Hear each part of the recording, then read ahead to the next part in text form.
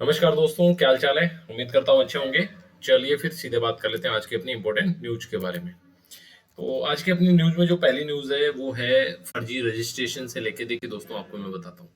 एक तो अपने यहाँ 12th के बाद नीट की प्रिपरेशन करते हैं स्टूडेंट। इस नीट के एंट्रेंस टेस्ट के बाद एमबीबीएस के लिए एडमिशन होता है, यानी कि जो अपने डॉक्टर्स वगैरह बनते हैं उनके लिए एडमिशन होता है। दूसरा एक होता है कि लोग फॉरेन से भी एमबीबीएस करते हैं। यहाँ एक प्रॉब्लम, फॉरेन से एमबीबीएस जो करते हैं उनके लिए एक टेस्ट होता है FMMGE। ठीक है, राजस्थान में होता है ये, यानी फॉरेन मेडिकल ग्रेजुएट एग्जाम। इसका क्या मतलब है, अगर जिसने बाहर से, मान लो फॉरेन के किसी भी कंट्री से, मान लो किसी ने यूक्रेन से अपनी डिग्री करके आया है, तो इन राजस्थान में प्रैक्टिस करने के लिए इसको कौन सा टेस्ट देना पड़ेगा? FMGE।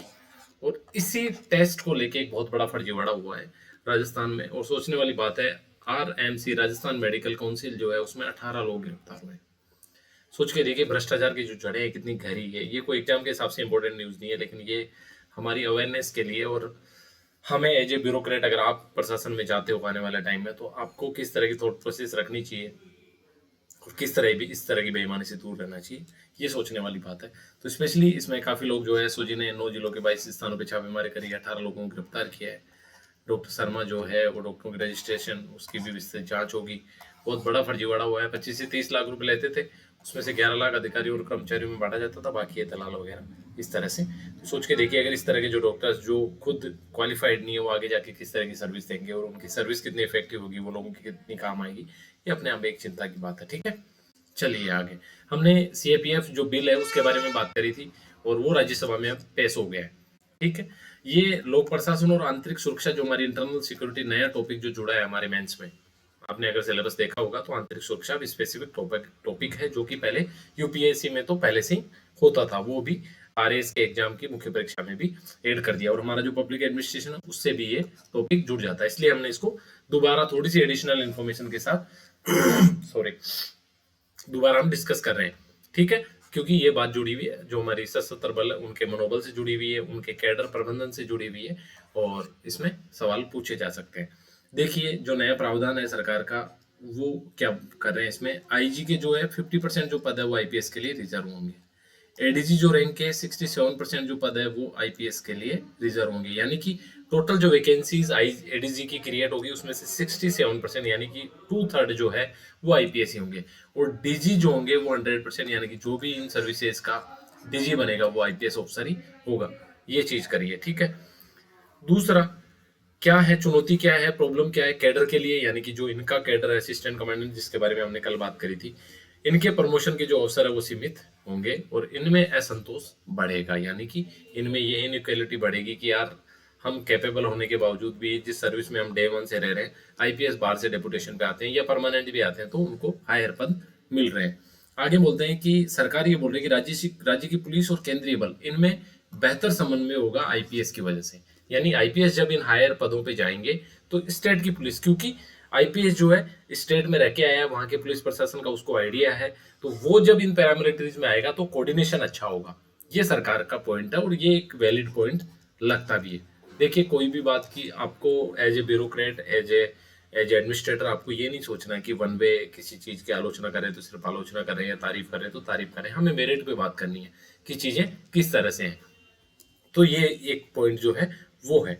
आगे, बॉर्डर जो इंटरनल सिक्योरिटी की कार्य प्रणाली है वो अलग होती है। इसको बेसिकली क्या है कि जो परमानेंट जिसने CRPF में सर्विस करी है एज असिस्टेंट कमांडेंट, उसको ज्यादा समझ होती है बजाय के IPS के। तो ये इसकी एक चुनौती है। दूसरी मतलब दूसरा चैलेंज है ये, जो नए प्रावधान सरकार कर रही है उसके हिसाब से। दूसरा नया जो विधेयक है कानून व्यवस्था को सुव्यवस्थित कर देगा, और 1986 से ग्रुप ए में जो है दर्जा दिया गया किसको, CAPF के, ये जो असिस्टेंट कमांडेंट्स है इनको। तो ये तो होगी सारी सरकार का पक्ष और प्रावधान। आगे जो कमी है उसमें पहले हमने प्रमोशन के अवसर सीमित होंगे, इनमें असंतोष बढ़ सकता है, और सिक्योरिटी की जो इंटरनल सिक्योरिटी की जो कार्यप्रणाली है वो अलग है, और बॉर्डर की अलग है। ये दोनों बातें हमने की, और कैडर के अधिकारी इसको बेहतर समझते हैं।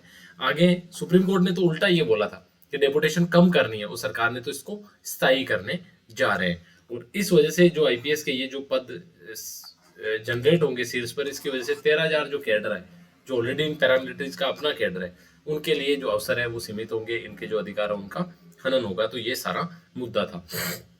एक बार दोबारा से पढ़ लेते हैं। देखिए सरकार ने प्रावधान क्या कर रहे हैं, आईजी के 50%, एडीजी के 67% और डीजी के 100% पद आईपीएस के लिए रिजर्व कर रहे हैं। राज्य पुलिस और केंद्रीय बलों में बेहतर बेहतर कोऑर्डिनेशन हो, ये सरकार की मंशा है। दूसरा, नया जो विधेयक है ये कानून व्यवस्था को सही से व्यवस्थित करेगा और 1986 से ही ये जो ऑर्गेनाइज्ड ग्रुप है सर्विस है उसमें पैरामिलिट्रीज के इनको डाल दिया गया है। चुनौतियां क्या है, देखिए प्रमोशन के अवसर जो कैडर अधिकारी उनके लिए सीमित होंगे, उनमें असंतोष बढ़ेगा। बॉर्डर और इंटरनल सिक्योरिटी दोनों अलग अलग एस्पेक्ट है, इनको कैडर के जो अधिकारी है वो बेहतर समझते हैं। सुप्रीम कोर्ट ने डेपुटेशन कम करने की बात करी, बल्कि सरकार ने इसके विपरीत बिल लेके आ गई। और शीर्ष पदों पर आईपीएस जो है उनके हस्तक्षेप की वजह से 13,000 जो कैडर अधिकारी है उनके हकों का हनन इसको बताया जा रहा है। तो ये सारी बात इसमें थी। ये पॉइंट्स है जिनको आप अपने आंसर राइटिंग में यूज कर सकते हो, डायरेक्ट और इनडायरेक्ट इनका यूज हो सकता है। आगे देखिए एक स्टार्टअप के बारे में, वायु प्रदूषण। सबसे पहले वायु प्रदूषण वाली न्यूज की बात कर लेते हैं। देखिए भारत जो दुनिया का 6ठा सबसे ज्यादा प्रदूषित शहर है और नई दिल्ली दुनिया की सबसे प्रदूषित राजधानी है। देखिए ये अपने आप में कितना खराब डेटा है कि हम किस तरह का डेवलपमेंट कर रहे हैं। ठीक है, जो बेसिक चीजें एनवायरमेंटल जो इश्यूज है उनको ठीक करना चाहिए, उनमें हम कितना पिछड़ रहे हैं। यानी कि इंडिया दुनिया का 6ठा सबसे प्रदूषित देश है और हमारी राजधानी दुनिया की सबसे प्रदूषित राजधानी है। और टॉप 20 प्रदूषित शहरों में 17 जो है वो इंडिया के हैं। बाकी देशों का डेटा हमसे मतलब नहीं है, बट इसमें पाकिस्तान, बांग्लादेश, हमारे साउथ एशियन जो कंट्रीज है वही बेसिकली इसमें ज्यादा है। तो आपको याद रखने वाली बात यह है कि भारत जो है दुनिया का 6ठा सबसे प्रदूषित शहर है और नई दिल्ली जो है दुनिया की सबसे ज्यादा प्रदूषित राजधानी है। एक देखिए एक स्टार्टअप है केरल का, स्पेस टाइम 4D। यहाँ लिख देते, स्पेस टाइम 4D। ये क्या है, केरल का स्टार्टअप है। ठीक है, स्पेस सेक्टर में काम करता है और इसने अभी 300R और 3D प्रिंटर इसरो की लिक्विड प्रोपल्शन जो यूनिट है उसको सौंपे हैं। और ये अपने आप में एक बहुत बड़ा अचीवमेंट है एक स्टार्टअप के लिए कि वो बैकडोर से इसरो के लिए काम कर रहा है। और अब आपको पता है काफी टाइम से जो निजी सेक्टर है, जो नए स्टार्टअप है, वो जो हमारा एरोस्पेस जो सेक्टर है, हमारा जो अंतरिक्ष सेक्टर है उसमें काफी अच्छा काम कर रहे हैं। एक वर्ड है पर्सोना नॉन ग्राटा यानी कि इसका हिंदी होता है अवांछित व्यक्ति। देखो बेसिकली क्या होता है, आपको पता है हम हर देश में दूसरे देश की दूतावास होते हैं। ठीक है, जिसको एम्बेसीज भी बोला जाता है। इन दूतावास में अधिकारी होते हैं। ठीक है, ठीक है। अब कई बार क्या होता है, ये अधिकारी या तो ये अधिकारी ठीक अच्छा काम नहीं करते, ठीक काम नहीं करते, या स्पाई जासूसी जैसी गतिविधियों में इन्वॉल्व हो जाते हैं, या फिर कुछ इंटरनल उस कंट्री के लिए उनको ये लगता है कि यह अधिकारी ठीक काम नहीं कर रहा और हमारे देश के इंटरेस्ट के खिलाफ है, लेकिन उनके खिलाफ कार्रवाई तो कर नहीं सकते क्योंकि 1961 में एक वियना कन्वेंशन हुआ था। इस वियना कन्वेंशन में काफी सारी इम्यूनिटीज यानी कि संरक्षण दिए हुए हैं इन जो डिप्लोमेट्स जो एक दूसरे देश में एज ए राजदूत नियुक्त होते हैं उनको, उनके खिलाफ किसी भी तरह की कोई भी कार्रवाई नहीं की जा सकती। तो एक प्रावधान 1961 के वियना कन्वेंशन में किया है पर्सोना नॉन ग्राटा, यानी कि ये व्यक्ति अवांछित है, अब इसको तुरंत हमारा देश छोड़ देना चाहिए। हम कार्रवाई किसी भी तरह की नहीं कर रहे हैं, लेकिन इसको हमारा देश छोड़ देना चाहिए क्योंकि ये आदमी हमारे देश के इंटरेस्ट के लिए ठीक नहीं है। ठीक है, आगे समझते हैं। ये एक लैटिन शब्द है। ठीक है, अर्थ है इसका अवांछित व्यक्ति। जब कोई देश किसी दूसरे देश के राजनयिक यानी डिप्लोमेट को अवांछित घोषित कर देता तो उसे देश छोड़ने का आदेश दिया जाता है, यानी कि आप अब देश छोड़ दीजिए। तो समझ गए होंगे आप पर्सोना नॉन ग्राटा क्या होता है। कानूनी प्रावधान क्या, देखिए वियना कन्वेंशन जो 1961 में साइन हुआ था इसके तहत ये आता है और कोई भी कारण बताए राज्य उसको पर्सोना नॉन ग्राटा घोषित कर सकता है। हाल ही में क्या हुआ, लेबनान सरकार ने ईरान का जो राजदूत है उसको पर्सोना नॉन ग्राटा घोषित किया है क्योंकि मिडिल ईस्ट में आपको पता प्रॉब्लम चल रही है इसकी वजह से। ठीक है, तो ये वर्ड है, पूछा जा सकता है कभी एग्जाम में, आपको याद रखना चाहिए, इंपॉर्टेंट है। ठीक है आगे देखिए हमारी जो सोजस मैगजीन उसमें राजस्थान औद्योगिक पार्क जो नीति है जो 2026 में ही लागू हुई है उसके बारे में बातें की गई थी, तो हमने इस पूरी नीति को ही हम एक बार पढ़ लेते हैं। देखिए इसके तहत क्या, निजी सेक्टर में औद्योगिक पार्क स्थापित करने के लिए एक व्यापक नीति तैयार करी है, जिससे क्या है कि हमारे इंडिया का राजस्थान का जो इंफ्रास्ट्रक्चर है वो भी डेवलप होगा एंड इससे जो रोजगार भी बढ़ेंगे और एक व्यापारिक इकोसिस्टम राज्य में तैयार होगा। ये इस नीति का मुख्य उद्देश्य है। प्रावधान क्या है, देखिए इसमें न्यूनतम क्षेत्रफल चाहिए, कम से कम 50 एकड़ भूमि होनी चाहिए, यानी कि कोई भी औद्योगिक पार्क बनाने के लिए जो शर्त सरकार ने रखी है वो ये रखी है 50 एकड़ मिनिमम भूमि होनी चाहिए, यानी कि अगर उन 50 एकड़ भी है तो औद्योगिक पार्क विकसित नहीं किया जा सकता, कम से कम 50 एकड़ चाहिए। दूसरा, कम से कम 10 औद्योगिक इकाइयों की स्थापना आवश्यक है, यानी किसी भी औद्योगिक पार्क की स्थापना के लिए कम से कम 10 इकाइयां होनी चाहिए और 50 एकड़ जो है भूमि होनी चाहिए। साथ ही एमएसएमई को एक ही स्थान पे सारी सुविधाएं जैसे सिंगल विंडो क्लियरेंस जैसी सुविधाएं उनको प्रदान होनी चाहिए। तो ये इसके 3 मुख्य प्रावधान हो गए। फिर 4 विकास मॉडल है इसमें औद्योगिक पार्क नीति में। देखिए क्या है, सबसे पहला क्या है कि भूमि रिको की होगी, यानी रिको आपको पता है सरकारी एजेंसी है, ठीक है, वो भूमि खरीदेगी। उसके बाद उसका विकास और प्रबंधन कोई प्राइवेट डेवलपर करेगा। एक मॉडल ए हो गया। मॉडल बी क्या है, 80% भूमि डेवलपर की है, यानी कि ये प्राइवेट पार्टनर की 80% भूमि है और 20% भूमि इसको रिको देगा, फिर ये मिलके दोनों डेवलप करेंगे। ये मॉडल बी हो गया। मॉडल सी में पूरी की पूरी जो भूमि है वो प्राइवेट सेक्टर देगा और प्राइवेट सेक्टर ही उसको डेवलप करेगा। तो ये हो गया मॉडल सी। और मॉडल डी में पीपीपी मोड, यानी सरकार और निजी सेक्टर दोनों मिलके काम करेंगे। इस तरह के ये 4 मॉडल इसमें औद्योगिक पार्क नीति में अपनाए गए, ताकि जहां जिस स्थान पे जिस तरह की सिचुएशन सूट करे उसी हिसाब से वहां ये काम आ सके। आगे सिंगल विंडो के माध्यम से सारी जो स्वीकृति है वो एक ही स्थान पे समय सीमा के भीतर होगी, यानी अगर किसी चीज के लिए 7 दिन का प्रावधान हो तो 7 दिन के भीतर उसकी परमिशन मिल जानी चाहिए। ये बेसिकली इसका कॉन्सेप्ट है। आगे कैप्टिव नवीकरणीय ऊर्जा पर 7 वर्ष तक 100% विद्युत शुल्क से मुक्ति। देखिए, कैप्टिव नवीकरणीय ऊर्जा से मतलब होता है किसी जिस स्थान पे औद्योगिक इकाई लगी है, अगर वहां पे औद्योगिक पहले से या उस इकाई का खुद का स्थापित अगर कोई सोलर पार्क या कोई विंड पार्क है जिससे वो बिजली पैदा करे, तो वहां पे 7 वर्षों तक उनको बिजली पे 100% जो है शुल्क से मुक्ति होगी। साथ ही राजस्व ड्यूटी और कन्वर्जन चार्ज में भी 25% की छूट होगी। ये सारी हमारी औद्योगिक पार्क जो नीति है उसके प्रावधान है, इंपॉर्टेंट है। क्या होगा इससे, देखिए रोजगार होगा, ठीक है, फ्यूचर रेडी हब बनेगा, यानी राजस्थान फ्यूचर में भी औद्योगिक जो इकोसिस्टम है उसके हिसाब से काफी अच्छा होगा और एमएसएमई को बढ़ावा मिलेगा। इंफ्रास्ट्रक्चर है जो वर्ल्ड क्लास होगा, सड़क, पानी, बिजली और लॉजिस्टिक की बेहतर सुविधाएं एक ही छत के नीचे मिलेगी। तो ये सारी चीजें इसके बारे में थी, हमारी औद्योगिक पार्क नीति के बारे में। आगे एक इंपॉर्टेंट है हमारे आर्ट एंड कल्चर से जुड़ा हुआ राजस्थानी लोक संस्कृति, भोलावणी मेला। देखिए बेसिकली ये जोधपुर का मेला है, जोधपुर की लोकल एक ऐतिहासिक पात्र से जुड़ा हुआ है, इसके बारे में आगे हम बात करेंगे। ये जोधपुर की रियासतकालीन परंपराओं लोक संस्कृति का अभिन्न हिस्सा है। कब आयोजित होता है, गणगौर उत्सव का जो अंतिम चरण होता है यानी चैत मास में ये आयोजित होता है, गणगौर के लगभग समापन के समय। होता कहाँ पे, देखिए खांडा फलसा गणगौर मेला समिति, ये है जोधपुर का एक स्थान है, खांडा फलसा सेक्टर, वहां पे ये शोभा यात्रा शुरू होती है और घंटाघर तक जाती है। यानी कि ये स्थान याद रखेंगे, खांडा फलसा सेक्टर। देखिए खांडा फलसा सेक्टर, तो यहाँ पे ये आयोजित होता है, ठीक है। होता क्या है इसमें, इसमें गुडला होता है और 16 श्रृंगार होते हैं। देखिए बेसिकली इसमें औरतें नहीं, 2 युवक ही पूरी तरह महिला का वेश धारण करते हैं, फिर 5-6 घंटे का मेकअप होता है, पोशाक गहने श्रृंगार होता है पूरा, फिर ये गुडला सिर पे धारण करते हैं, ठीक है। और इसमें छिद्रित मटका होता है, यानी कि जैसे मान लो ये मटका है तो मटके में छेद होते हैं, ठीक है, और अंदर दीपक जलता रहता है, तो फिर वो अलग ही तरह का एम्बियंस क्रिएट करता है और इसको उठा के शोभा यात्रा में चलते हैं, ठीक है, 2 युवक। तो ये सारा का सारा भोलावणी मेला में जो गुडला यात्रा है उसके बारे में। क्यों की जाती है गुडला यात्रा, देखिए मेवाड़ का राजा था राउत सातल, उनकी स्मृति में मनाई जाती है। उन्होंने क्या किया था, अपने प्रजा की जो कन्याएं थी उनको बचाने के लिए, क्योंकि सूबेदार घोड़ला खां जो था वो कोई उस समय का बदमाश शासक था कहीं पड़ोस का, तो वो परेशान करता था, तो उनके चुंगल से छुड़ाने के लिए उन्होंने घोड़ला खां के सिर पे तीर मार के उनको मार दिया था। तो उसी की सिंबॉलिक, जिस तरह सिर पे तीर लगे होते हैं उसी तरह छेद होते हैं मटके में, और उसकी याद में राव सातल की उस बहादुरी के प्रतीक के रूप में वो जो है ये इवेंट मनाया जाता है। अभी हाल ही में 2026 में महेश बोराना जो कि एक मूक बधिर है और भवानी सिंह, ये दोनों का चयन गुडला उठाने के लिए हुआ है, तो ये नाम भी आप याद रख सकते हैं। और स्पेशली भोलावणी मेला और गुडला, ये तीनों ही चीजें बहुत इंपॉर्टेंट है, पूछी जा सकती है किसी भी अपकमिंग एग्जाम में, ठीक है।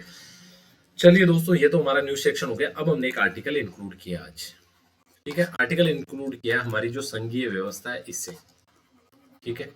क्यों किया, देखिए संघीय व्यवस्था जो है हमारे टॉपिक है प्री में भी और मेंस में भी, आरएस में, ठीक है। और हमें एक समझ भी होनी चाहिए बेहतर, बहुत सारे आंसर्स में डायरेक्ट इनडायरेक्टली हम संघीय जो हमारा नॉलेज, अगर संघीय व्यवस्था की के बारे में हमारे दिमाग में क्लैरिटी है तो हम बेहतर आंसर राइटिंग कर पाते हैं, किसी भी क्वेश्चन का बेहतर आंसर दे पाते हैं। ये किससे जुड़ा हुआ, देखिए बेसिकली आपने एक नारा बहुत सुना होगा कि डबल इंजन की सरकार, डबल इंजन की सरकार, ठीक है।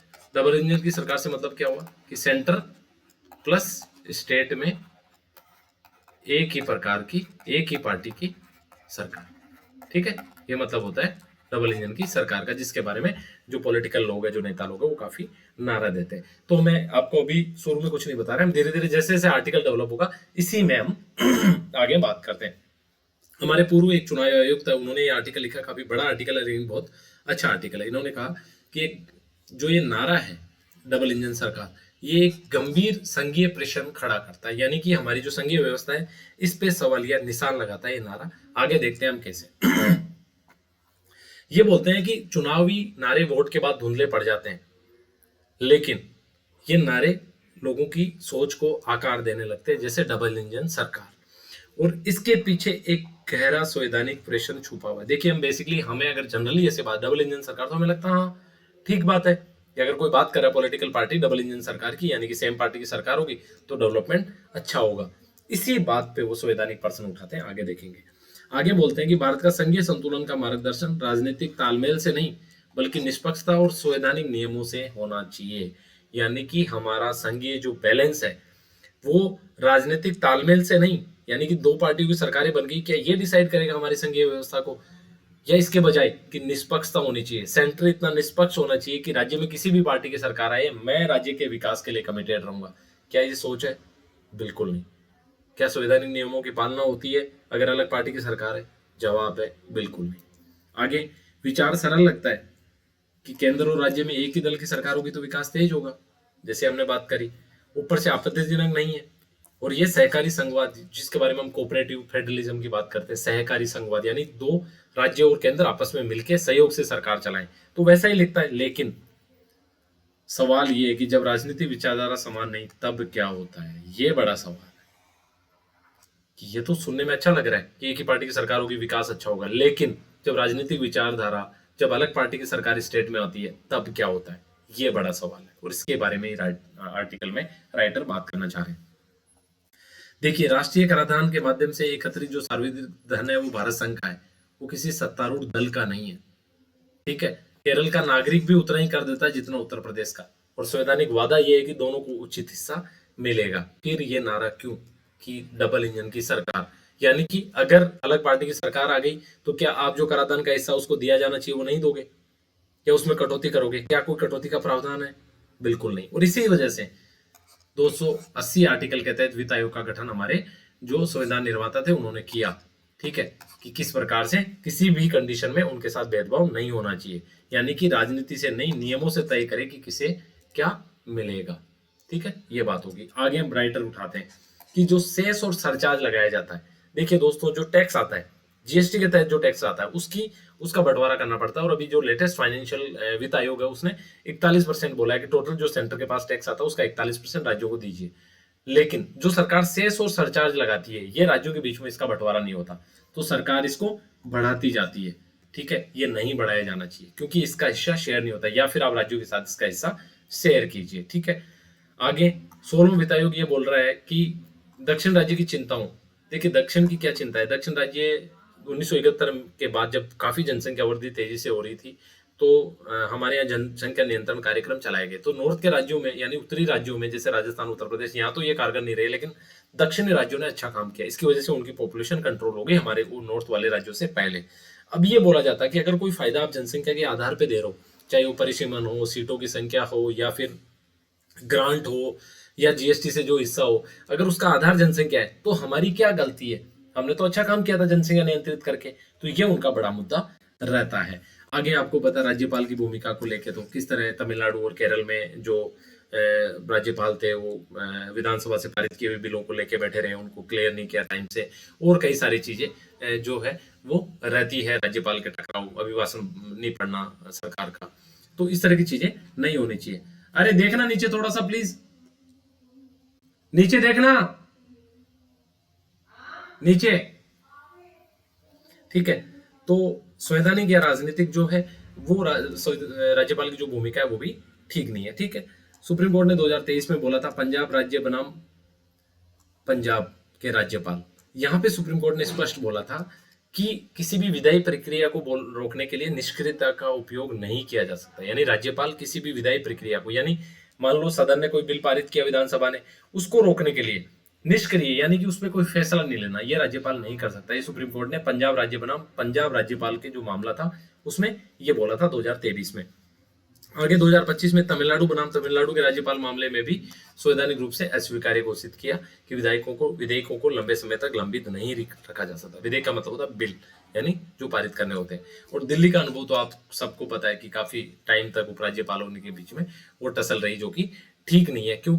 आगे इसमें बोला जाता है कि एक राज्यपाल जो निर्वाचित विधानसभा के कानून पे सहमति रोकता है, मान लो अगर एक राज्यपाल जो कि नियुक्त किया गया वो एक निर्वाचित सरकार के कानून को रोकता है, तो क्या वास्तव में ये डबल इंजन के बजाय उल्टा चलने वाला इंजन है, यानी रिवर्स चलने वाला दूसरा इंजन है। इस तरह की हरकत ये करते हैं। आगे देखिए एसआर मुंबई एक मामला था, उसके बारे में बात करेंगे। 1956 जो आर्टिकल है आपको पता है, राष्ट्रपति शासन राज्य में लग जाता है, तो इसको अलग अलग सरकारों ने बहुत ज्यादा इसका दुरुपयोग इसका किया है। फिर एसआर मुंबई 1994 में फैसला आता है सुप्रीम कोर्ट का, उसमें बोला कि भाई जो फैसला होना है वो फ्लोर पे होना है, यानी हाउस में होना है, कि किस सरकार के पास समर्थन है या नहीं है, आप केंद्र से डिसाइड मत कीजिए, ठीक है। और इस तरह की बातें हैं। आज की समस्या ज्यादा सबटल है क्योंकि सरकारें पद पर रहती है लेकिन शासन राजनीतिक तालमेल का बंधक बन जाता है, ठीक है। इसके बारे में विचार करना चाहिए। आगे सर कुछ वित्त आयोग की सिफारिशें जो है उनको बाध्यकारी बनाई जानी चाहिए, यानी कि वित्त आयोग जितना बोलता है उतना पैसा राज्यों को बाध्यकारी रूप से दिया जाना चाहिए। और किसी भी विधेयक पे फैसला लेने के लिए राज्यपाल को 3 महीने की समय सीमा दी जा सकती है कि आपको 3 महीने में इस पे डिसीजन लेना है। एक आर्टिकल 263 आपको पता है अंतर्राज्यीय परिषद के बारे में, जहाँ पे राज्यों के मुख्यमंत्री और केंद्र सरकार के प्रतिनिधि मिलते हैं। इन व्यवस्थाओं को प्रभावी और बाध्यकारी बनाया जाना चाहिए। आगे बोला जाता है कि संवैधानिक संतुलन होना चाहिए, समान नागरिकता का वादा होना चाहिए, ठीक है। और कुछ सुधार इस तरह के संरचनात्मक होने चाहिए ताकि राज्यों का विकास इस बात पर निर्भर ना करे कि अलग अगर पार्टी की सरकार आई तो फिर उनके साथ में भेदभाव होगा। तो ये था हमारा आज का डिस्कशन। उम्मीद करता हूँ आपको डिस्कशन पसंद आया होगा। तो ठीक है, आप ध्यान रखिए अपना और अच्छे से स्टडी करते रहिए। जय हिंद।